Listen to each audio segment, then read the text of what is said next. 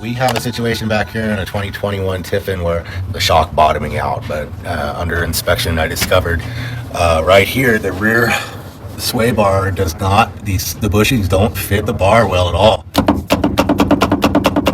And that is extremely loud and uncomfortable. So that's what we discovered so far. So onward and upward. What kind of chassis is this again? The Power Glide Tiffin ZF front end, and this is the newer model. So we're just eyeballing things out and seeing if we could improve this lovely model. So if you hear something rattling on that same suspension, this should be something you should check first, right? Yeah. That is correct. Awesome. Yeah.